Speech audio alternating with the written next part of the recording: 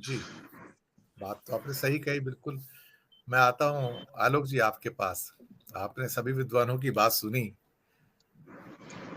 इतना बड़ा कांड, लेकिन भारत का एक क्या कहते हैं ना कि इतिहास है, कि यहाँ जितने बड़े कांड होते हैं, सब इतिहास के पन्नों में दफन हो जाते हैं और बाहर नहीं आते। उनकी असलियत कभी बाहर नहीं आती। बड़े से बड़े कांड ले लीजिए, उनकी असलियत बाहर नहीं आती कभी भी। ये भी उन्हीं में से एक है। जैसे कि पुलवामा के देविंदर सिंह का नाम इतिहास के पन्नों में दर्ज है। क्या किया उसने? प्लांटेड था, नहीं था, क्या हुआ उसका? कुछ ऐसा ही किरण पटेल का एक रहस्यमयी जो दृश्य हमारे सामने आ रहा है और उनके साथ में जय सीतापरा और हितेश पांड्या जो कि गुजरात के उच्चतम जो सरकारी दफ्तर हैं, उसके साथ उनका संबंध है, वो वहाँ पर क्या कर रहे थे? तो यहाँ तो प्रश्न ही प्रश्न है। लेकिन ज़ेड प्लस की ठगी, आपकी ऑब्जर्वेशन, आपकी टिप्पणी आलोक जी। मुझे लगता है कि ये इस सिंड्रोम से पीड़ित हैं जो अपने हिंदी बेल्ट में चलता है। जानते हो मैं कौन हूँ? ये एक सिंड्रोम है, कई फिल्मों में भी है, और वैसे ये बोलचाल में दिल्ली की, गुड़गांव की, एनसीआर की सड़कों में, कानपुर में, लखनऊ में, पटना में, सब जगह चलता है। जानते हो मैं कौन हूँ? गाड़ी जरा सी भिड़ जाए, गाड़ी जरा सा ओवरटेक ना करने दे, या खुद ओवरटेक करना है, हॉर्नियां बजाते चले जा रहे हो, फिर अल्टीमेटली यही होता है। जानते हो मैं कौन हूँ? तो ये तो वही सिंड्रोम है। इसका मतलब ये है कि बहुत सारे लोग, अभी जैसे कि हमारे पैनलिस्ट ने बिल्कुल सही कहा, कि हम लोग सवाल पूछने से डरते हैं कि कौन है। ये एक डर है, और ये डर ये एक ऐसा है कि इसको अगर मैं कहूंगा थोड़ी सी एक अतिशयोक्ति मानी जा सकती है, ये एक उपमा हो सकती है, लेकिन मुझे ऐसा लगता है कि भारतीय कौम थोड़ी सी एक डरी हुई कौम है। ये हमेशा भयभीत है, बहुत दिलेर नहीं है, बहुत साहसी नहीं है। जैसे अगर आप अमेरिकन को ले लीजिए, ब्रिटन्स को ले लीजिए, या कोई और भी किसी देशों का उदाहरण ले लीजिए, तमाम जगह उन लोगों ने नई खोज में कर ली है। किसी ने तो अमेरिका ही खोज निकाला कि कहाँ पे है, चलते चले गए, ढूंढ निकाला, ये सब किया। तो कुल मिलाकर हमारी ये कौम है, ये डरी हुई है। इसको एक हमेशा नेता की तलाश होती है, कोई आ जाए जो उसको रास्ता बताए। यहाँ भी वही स्थिति है। लेकिन मैं इसके दो पहलू समझता हूँ। एक, पकड़ा गया, पकड़ा तो गया, ढिलाई हुई, ठीक है, लेकिन अंततः पकड़ा तो गया। लेकिन हाँ, ये खामियाजा बहुत बड़ा हो सकता है कि वो बंदा इतने दिनों तक इतनी संवेदनशील जगह में घूमता रहा, वो क्या फोटो खींच रहा था, क्या फोटो कहीं बाहर तो नहीं जा रही है। ये भी एक बहुत बड़ा, एक सुरक्षा के मद्देनजर ये कि बहुत बड़ा पॉइंट है। क्या वो कहाँ जा रही है फोटो खींच रहा है, तो क्या उससे ज्यादा भी है? ये मुझे लगता है कि शायद हमको कभी पता नहीं चलेगा। सुरक्षा एजेंसियों से हम लोग को कभी जानकारी नहीं मिलेगी। ना शासन का कोई नेता बोलेगा, ना जेपी नड्डा साहब बोलेंगे, ना कोई मंत्री बोलेगा। कभी कोई नहीं बोलेगा कि वो क्या कर रहा था एग्जैक्टली।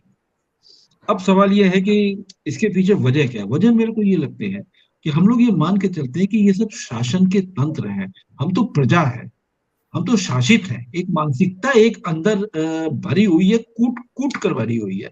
तो इसीलिए जो नौकरशाही होती है, ये जो शासक जो तत्व है, उस शासक तत्व से अब क्या करेंगे, ये एक सबसे बड़ा सवाल है। अब सवाल पूछने को तो आप ये भी पूछ सकते हैं कि जब आप 80 करोड़ को जब आप खाना दे रहे हैं, तो एक आदमी बनारस में 5 ड्रेस क्यों बदलता है एक ही दिन में? लेकिन सवाल ये कि सवाल कौन पूछेगा। एक चीज मैं और लेके आऊंगा, आप चूंकि फाइनेंस से भी जुड़े हुए आदमी हैं, तो मैं यहाँ पे एक चीज और पॉइंट आउट करना चाहूंगा कि पिछले करीब 4-5 सालों से केवाईसी, नो योर क्लाइंट कर कर एक बैंकों का एक ये फॉर्म है, उस फॉर्म में एक कॉलम है पीईपी, पॉलिटिकली एक्सपोज पर्सन। क्या आप उसके रिलेटिव हैं?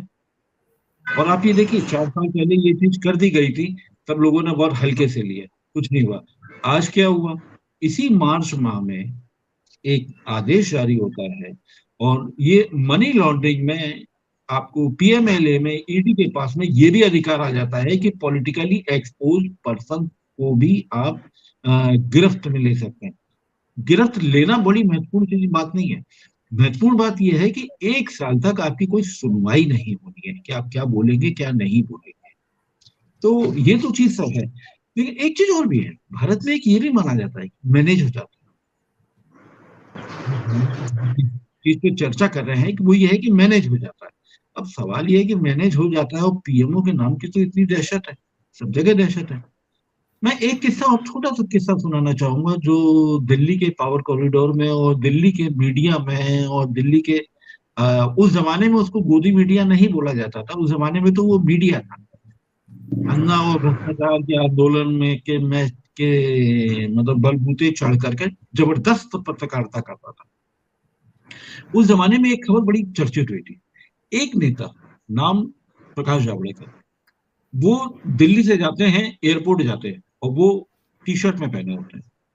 तो वहां पर बताया जाता है कि पूरे दिल्ली के सर्किल में, मैं मुझे नहीं मालूम, ना मैंने खबर देखी है, ना मैंने उनकी टी शर्ट देखी थी कि उस समय वो किस टी शर्ट में थे, लेकिन ये एक दिल्ली के सर्किल में ये एक आम बात थी कि इतने सतर्क थे हमारे प्रधानमंत्री और ये हमारा जो पीएम ऑफिस, कि उन्होंने वहां जाने से पहले ही उनको फोन करके रोक लिया, फिर वो कपड़े बदल करके फिर वो गए थे। उनका ये कहना था कि सब कुछ ढंग से होना चाहिए। ठीक है। दूसरा, एक एक तो ये भी तय हुआ ना कि लाल बत्ती के सिंड्रोम बंद कर दी है, लाल बत्ती कोई सिंड्रोम नहीं, कहीं लाल बत्ती नहीं चलेगी। हर आदमी कानून, कोई भी आदमी कानून से ऊपर नहीं है, हर इंसान बराबर है, चाहे नेता हो, चाहे मंत्री हो, चाहे संतरी हो। लेकिन क्या उसका पालन हो रहा है? ये चीज है। एक चीज और मैं यहाँ पे एक और लेना चाहूंगा। देखिए, अभी सुनील शुक्ला जी ने एक बात बहुत अच्छी करी कि एक हमको नहीं, बाकी पैनलिस्ट ने भी इसकी तरफ इशारा किया, एक हमको मैकेनिज्म एक बनाना चाहिए। वो मैकेनिज्म क्या होता है? मैकेनिज्म 9/11 के बाद में अमेरिका में बनाए गए। उस समय क्या स्थिति थी? उस समय ये स्थिति थी कि हमारे जो राष्ट्रपति गए थे, मतलब उसमें अब्दुल कलाम, तो उसमें उनकी भी तलाशी ली गई थी। और वो इतने सम्मानीय, इतने शालीन व्यक्ति थे, उन्होंने कहा कि कोई दिक्कत नहीं है, तो सुरक्षा की जांच है ना, प्रॉब्लम क्या है? कोई प्रॉब्लम नहीं है। वहीं देखिए, भारतीय मीडिया ने एक और हो हंगामा मचाया था। अमेरिकी राजदूत थी मीरा शंकर, मीरा शंकर की वहां पर लाइन में लगकर पैटिंग की, मतलब वो कहते हैं ना, वो तो थपा करके एक वो जांच करते हैं ना, वो हाथ से वो टच करके वो पैटिंग की गई थी मीरा शंकर की। तो मीरा शंकर को तो कम आपत्ति हुई थी, लेकिन भारतीय मीडिया को तब भी बड़ी आपत्ति हुई थी, अरे हमारे राजदूत को ये कर लिया, वो सब जांच कर ली, पैटिंग कर ली। सब जानते हैं कि वो अमेरिका की राजदूत है। तो ये नहीं कि सब जानते हैं, क्यों जाने भाई? सवाल है कि अगर सुरक्षा का कोई मानक बना हुआ है तो उस मानक का तो पालन किया जाएगा। तो महत्वपूर्ण चीज ये है कि आप मैकेनिज्म आपको डेवलप करना पड़ेगा और उस सिस्टम को मानना पड़ेगा। बिना सिस्टम माने बात नहीं समझ में आएगी, बिल्कुल नहीं समझ में आएगी। तो अब सवाल है, प्राथमिकता क्या है? अब सवाल है, ऐसा होता क्यों नहीं है? प्राथमिकताएं क्या है? प्राथमिकता ये है, जो अभी एक अखबार ने एक रिपोर्ट भी छापी थी, कि 95% तो हमारी सेंट्रल एजेंसियां और ईडी सब उसी में लगी रहती हैं कि विपक्ष के कामों में। तो वो तो विपक्ष का था नहीं ना, तो बेचारा मीडिया के मतलब वो सरकारी एजेंसियों के रडार में फौरन कैसे आ जाता? लेकिन तब भी एक सफलता की बात है, एजेंसियों की सफलता की बात है, ढिलाई हुई, लापरवाही हुई, ये भी सच है। लेकिन उसका एक दूसरा पहलू ये भी सच है कि आखिर उन्होंने ही तो पकड़ा। अब एक महत्वपूर्ण सवाल ये है कि जवाबदेही। हमारे सारे पैनलिस्ट यही बात कह रहे हैं, गिरीश जी भी कह रहे हैं, अनिल जी भी कह रहे हैं। सवाल है कि जवाबदेही कौन लेगा? क्या ये सरकार जवाबदेही देती है के लिए बाध्य है?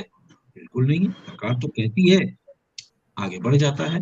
तो जब तक आप सिस्टम नहीं अगर आप लगाएंगे, तब तक मुझे नहीं लगता कोई बात बन पाएगी। और एक चीज और है, लोगों में ये जब तक ये भावना नहीं आएगी कि सुरक्षा एजेंसियां मेरे लिए है, ये नौकरशाही मेरे लिए है, ये पुलिस का सिस्टम मेरी सुरक्षा के लिए है, मेरे को रूल करने के लिए नहीं है, ये जो गुलाम मानसिकता है, जब तक इससे नहीं नौकरशाही को दूर होगी और लोगों में जब तक ये भावना नहीं होगी, तब तक मुझे नहीं समझ में आता कि ये कैसे इसका हल निकलेगा। अब आप देखिए, मैं एक चीज और कहूंगा, इतनी बड़ी कोरोना महामारी है, बहुत बड़ी कोरोना महामारी थी, मतलब महामारी तो शताब्दी वाली बात होती है, मैं कहता हूँ 2000 की 21वीं शताब्दी की सबसे बड़ी चीज थी ये।